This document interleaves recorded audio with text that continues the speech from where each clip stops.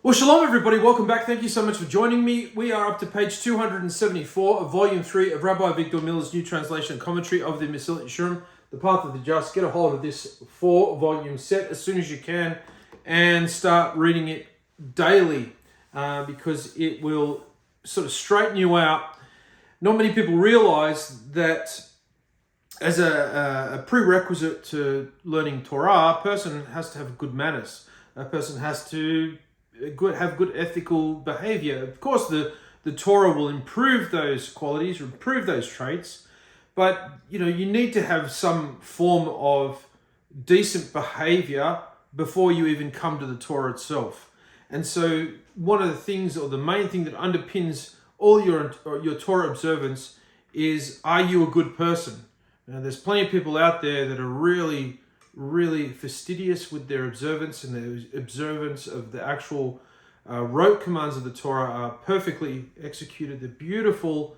They have a grasp of the Hebrew language. They can say and sing all the chants with the proper emphases and the cantillations, and they can kind of do everything perfectly, what appears to be near on perfectly, but their ethical behavior and their attitudes and their manners and their attribute of kindness tends to be left wanting, to say the least. Maybe they're full of arrogance, maybe they're full of feeling that they're maybe superior to other people, and they look down at other people, and if questioned or accused of having this type of attitude, they will immediately go on the defensive and say no. But the reality is, there's their behavior, their bad traits that they have that are particular to them, or their iniquities that are particular to their family.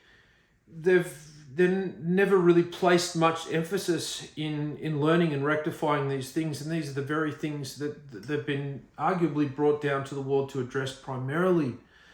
And so somebody can go through their whole lives in obedience to Hashem and obeying His Torah and kind of doing it in a rote way, even though they don't think they are. They're focusing in on the prayers, they're focusing in on what they're saying, what the different subjects are. Their mind isn't trailing off to other things. Great, that's all going really good.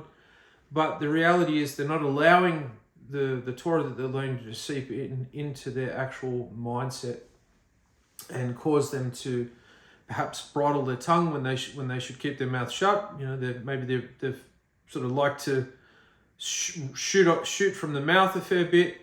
There can be a myriad of different things, and that's never seemed to improve. Of somebody that knows the person, and so this is it's showing, it's projecting to the world and all of sundry that the Torah has not really got any effect at all, except just steering me into a type of way I actually run my life that's different to how I did it before.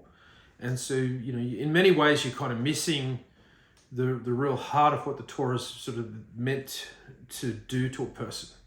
And the Setra Hura, the dark forces, they capitalize on this a lot, and they cause people who are committed to Torah learning to be focused on things that aren't necessarily applicable to them, and take them away from learning about tshuva, how to do tshuva properly, how to maintain the victory of tshuva, and really start to live the abundant life and have that the Torah that you're learning give you this new and constant profound enthusiasm.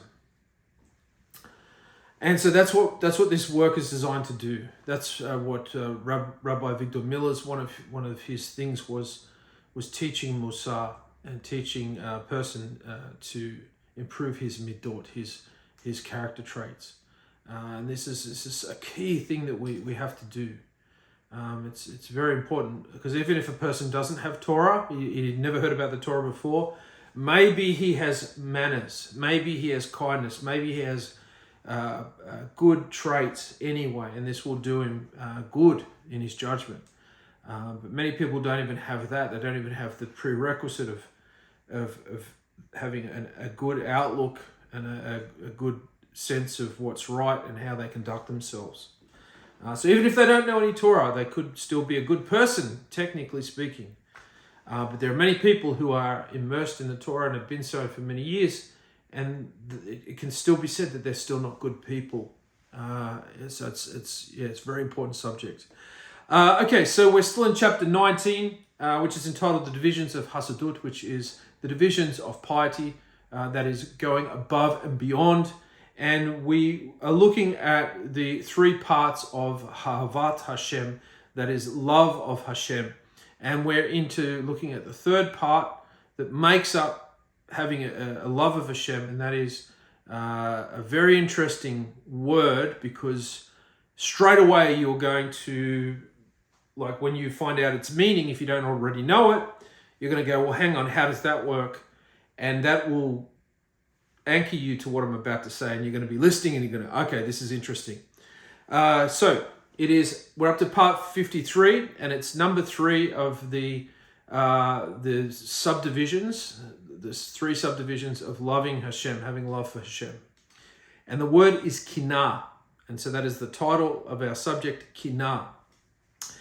The third subdivision of Havat Hashem is Kinah, says the Mesillat Yesharim. Rabbi Avigdor Miller says, sometimes Kinah means jealousy and sometimes it means anger. Here it means to take up for the honor of Hashem.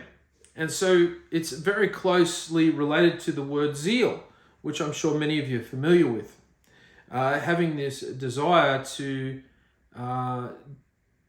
be put to unrest when the subject of your affections and your devotion is being ridiculed, to the point where you explode on the defensive, coming to the defense of the thing that you love.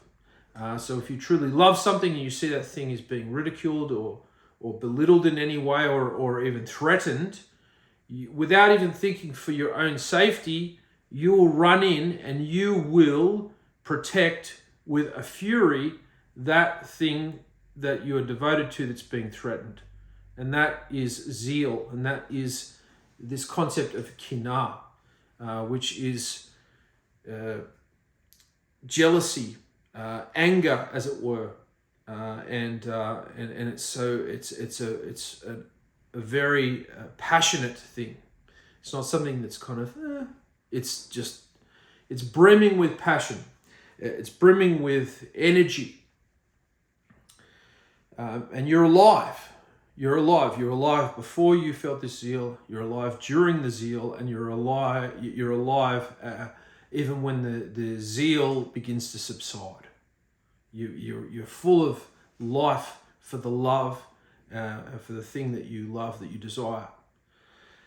The Mesillat Yesharim says that a man should take up for the holiness of Hashem's name, and he should hate the enemies of Hashem and not be tolerant of them, and he should try to humble them as much as he is able, in order that the service of Hashem should be done,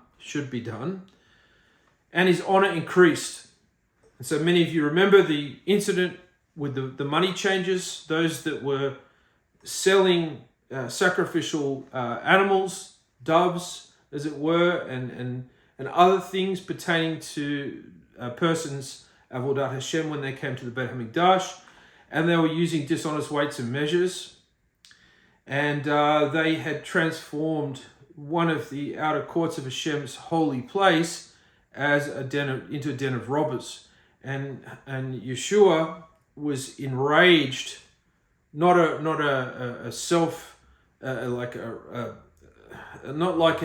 rage in being offended by somebody offending him, but his household, the household of his father, was being brought into ill repute, and so this fury came from his father's house being brought down to such a low level. And so this is why it's very important that if you have a place of worship, you have a place of prayer, that place of prayer is never used as a dual place for a market or any type of event, like a fashion show, which believe it or not, that's occurred. People, shul has been transformed into a fashion show or a games night. And so, a good upwardly healed congregation will have a separate place they can, hold these events, but you certainly don't do it in the place where you expecting to have an encounter with the Kadesh Baruch Hu, a set apart place for prayer. It's you should enrage a person because they're ruining Hashem's house. And so many of you recall that story, and it's actually from Psalm 69. For zeal for your house consumes me, and the insults of those who insult you fall on me. So notice there, David Melech is saying not the people that insult him. He doesn't care if people insult him, but if people insult the object of his devotion, all hell is about to break loose until you, in no uncertain terms, retract that insult. Otherwise, you're going to wish you regret the day you were born. And this is the whole idea of having this zeal, having this whole concept of Kinah. You like if let's say you have a mother which you really love. She's devoted all her life to bringing you up in the best way she knows how. She was perhaps poor, worked 2 jobs to see you go to school and go on to university, and she did all that by the sweat of her brow. Maybe your dad left you or something, Hasva Shalom, something like that, and your mum is just the she's the salt of the earth, and somebody who is your friend comes over to your house, and you're going to spend the evening with them, and you're going to have a good time with them. You're going to go out, you're going to maybe have dinner, and catch up with some other friends. You can have a really good social time, okay? And this friend turns up, and he, for no reason, he spits in your mother's face. He spits in your mother's face.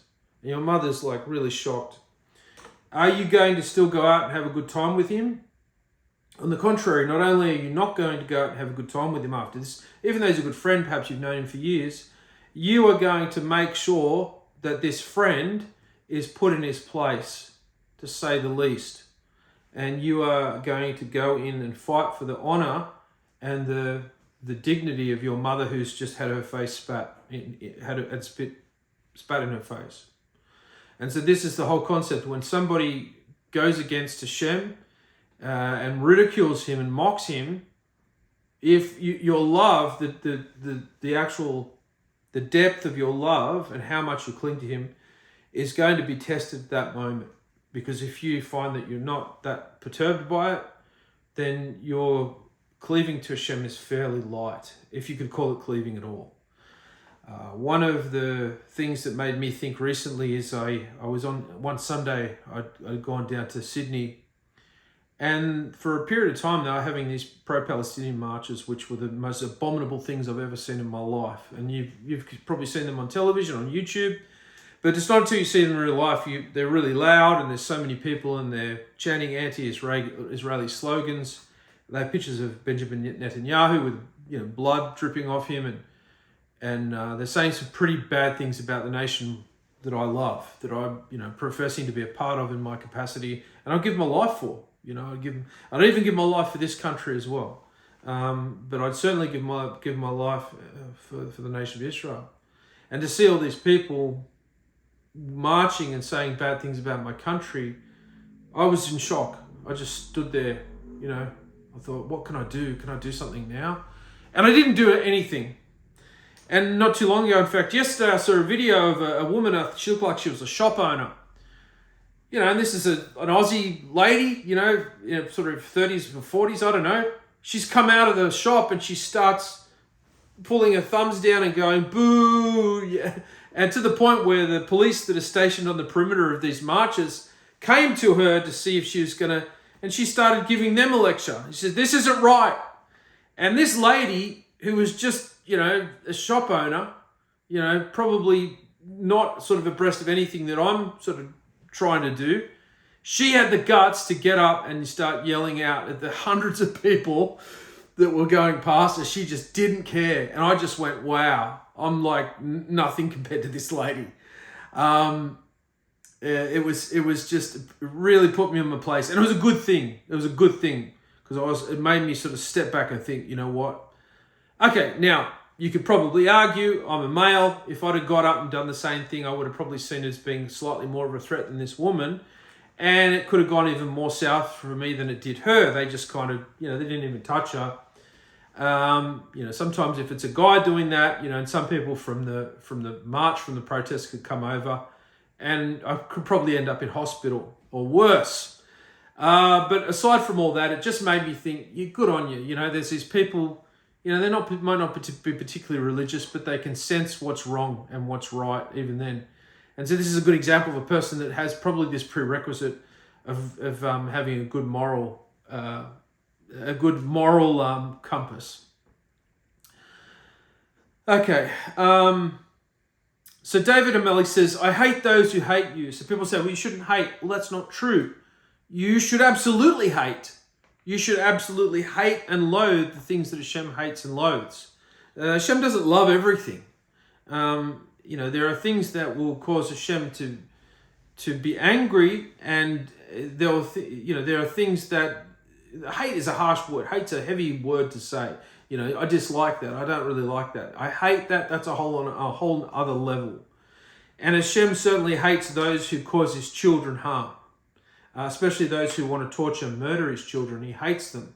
And you should have a hatred for Hamas. You should be completely, devoid of any type of kindness towards Hamas.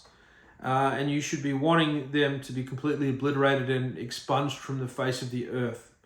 You want all those that were involved in October 7, and all those who are involved in the crimes of severing body parts from people and raping them, impaling them, and beheading them, spitting on them, and causing children to watch their parents be tortured and killed, and causing parents to watch their children be tortured and killed in the most horrific ways.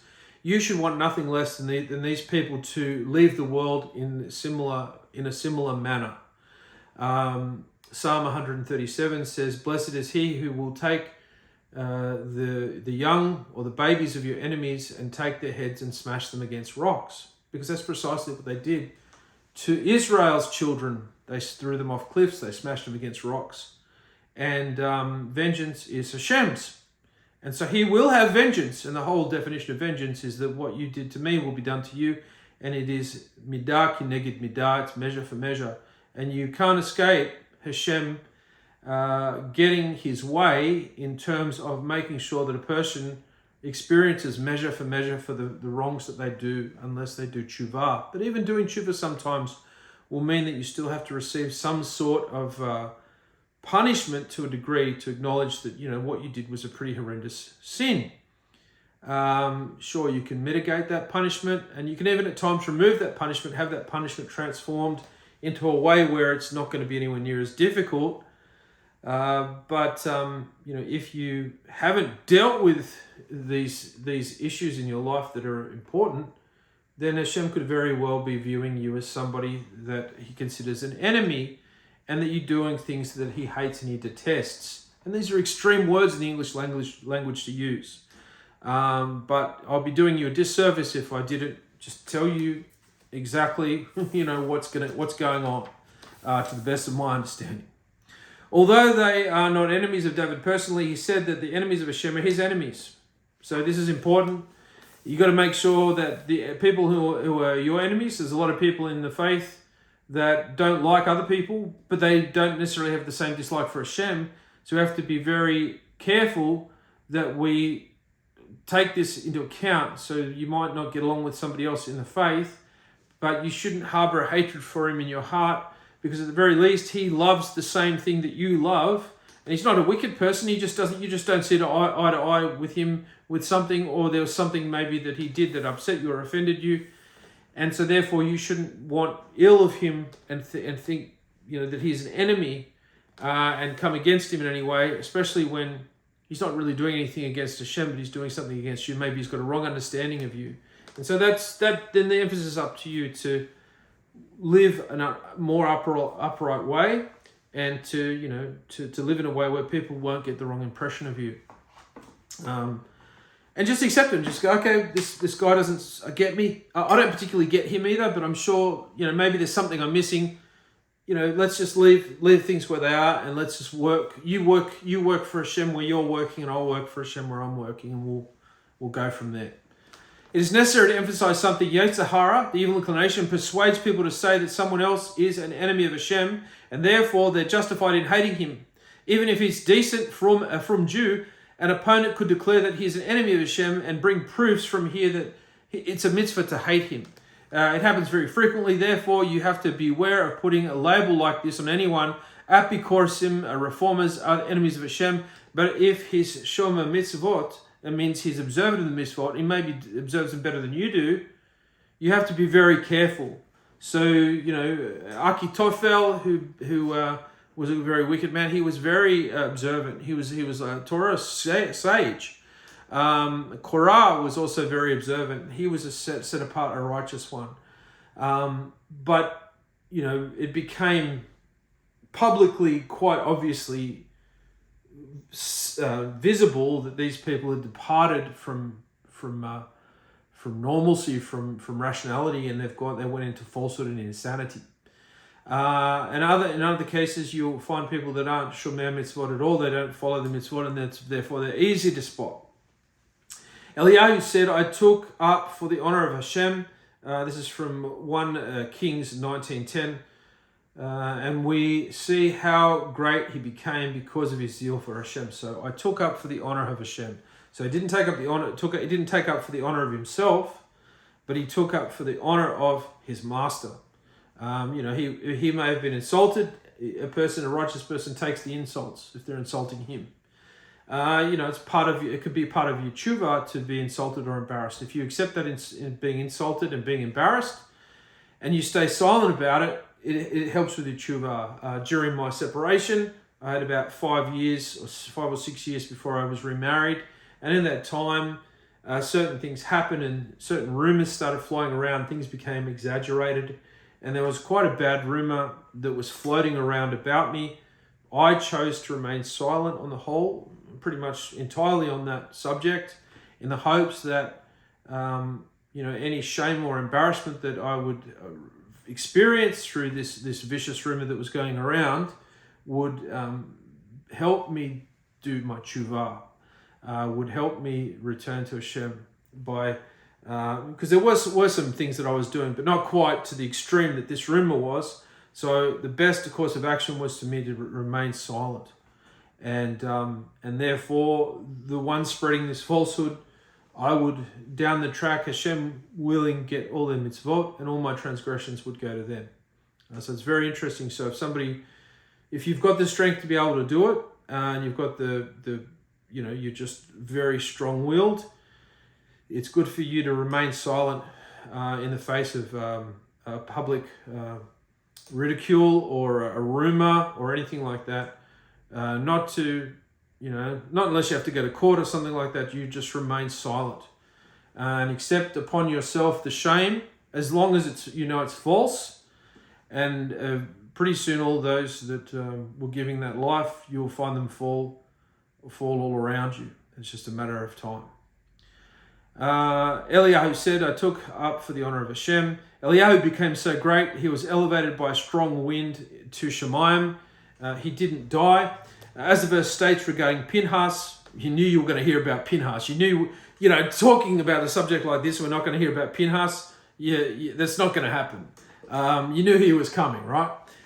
Because he took up for his Elohim and he caused atonement for the children of Israel because of his zeal in executing Zimri. So he didn't care. He knew that if he did, of his own whim, taken a spear and gone in and immediately murdered these two people, because technically it was a homicide.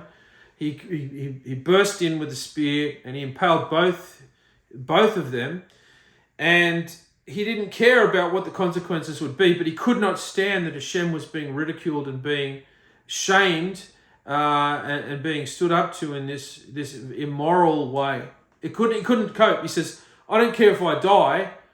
I'd rather die than have Hashem's name dragged through the mud like it is publicly right now.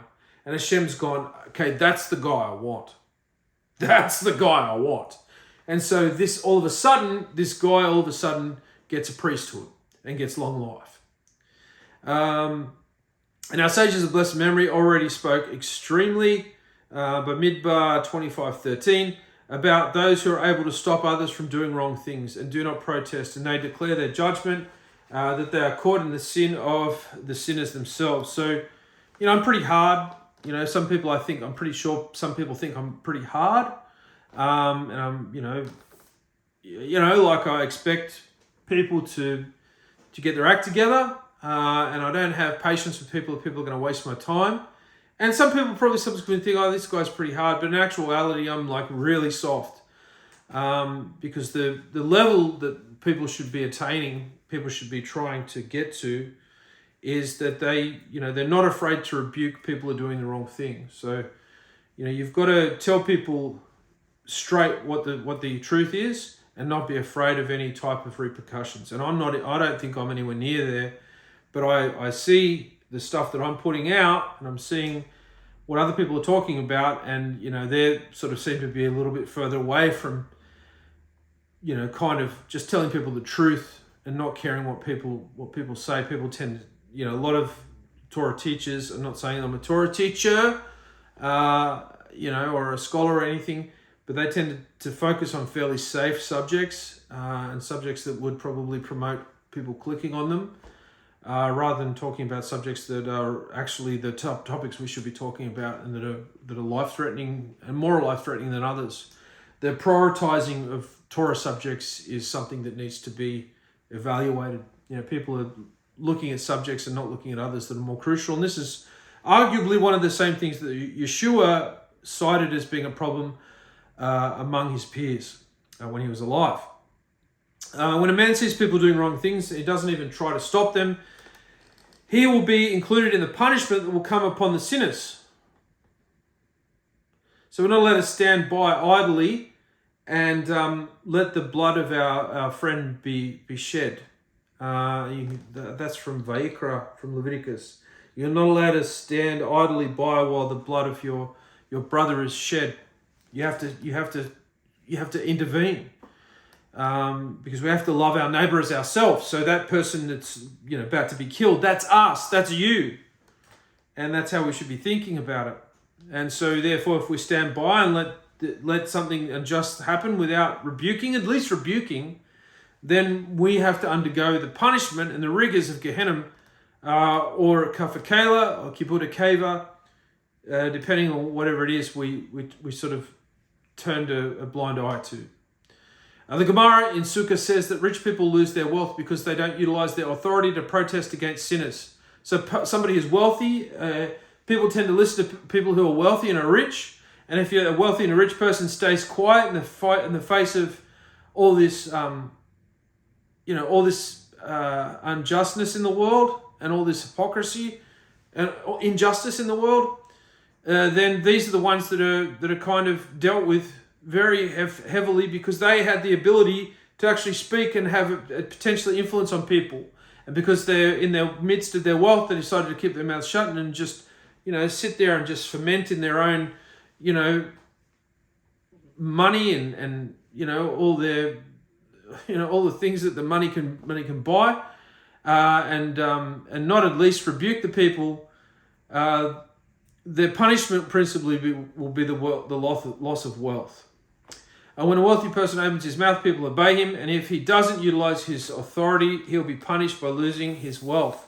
The Mesillat Yesharim says, the sages said in Midrash Ikar, her nobles were like deer. They were the important people compared to deer. Just as when there is a drought, a deer turn their face to each other, so to the important people of Israel, when they saw something taking place, they turned their faces away.